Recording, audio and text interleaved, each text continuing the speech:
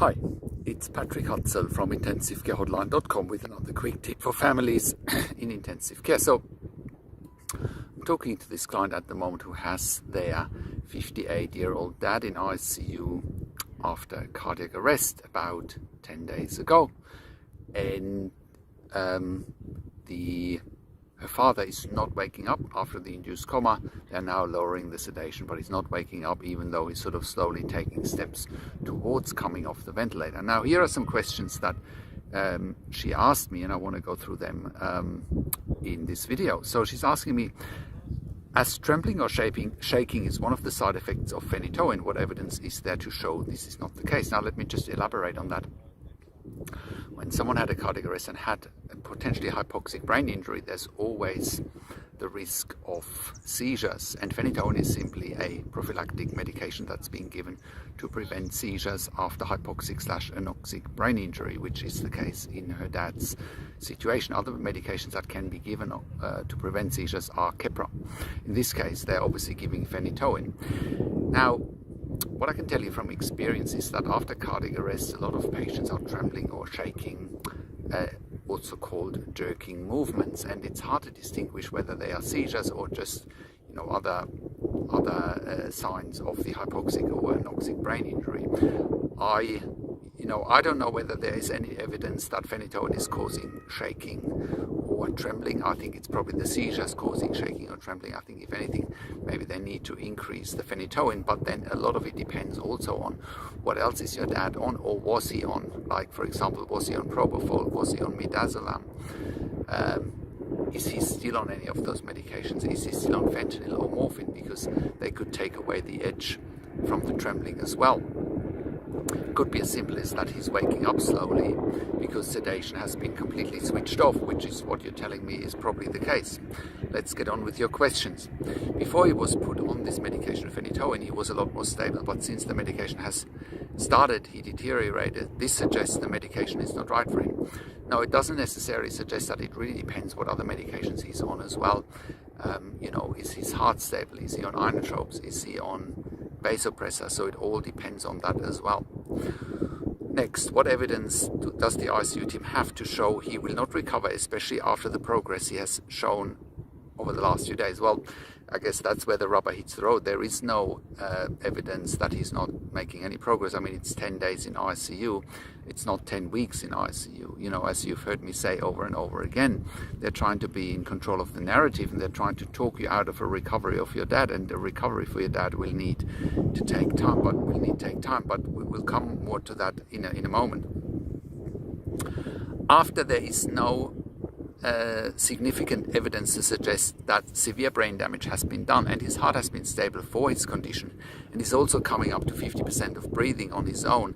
These are all positive signs for recovery. This would suggest he's showing signs of recovery, but he needs to be given time. Therefore, withdrawing treatment at this stage would be neglectful to him, and he will not have been given enough time for his body to recover. So, you have mentioned to me that there is some brain damage from what you told me on the phone, and that the ICU team has suggested there is some brain damage. So there's a little bit of conflicting information there, but there is a very good chance that if he had a cardiac arrest, which you told me that he did, that there has been some quote-unquote downtime of the brain, and that his brain may have not had oxygen for more than 3 minutes, which then most likely confirms that there's been some irreversible brain damage. But again, that doesn't mean your dad shouldn't be given time to recover. He should be given all the time in the world to recover. I want the doctors to advise, please, which negative factors in his condition are influencing the decision to stop his treatment, because as a family we don't see any negatives. The only negative here is that you are not giving him enough time after such a traumatic cardiac arrest to be able to heal. That's bingo from my perspective. That you're summarizing exactly how intensive care teams approach such situations. They want to stay in control of the narrative. They don't want to give him enough time. They are painting the doom and gloom picture, telling you that he won't have any quality of life, and they wouldn't do it to their own family members. I've heard it all before. So you're asking the right question there, that he should be given all the time in the world to heal. Next, you're saying that tears from his eyes would suggest his brain is sending signals in order for his emotions to show as tears.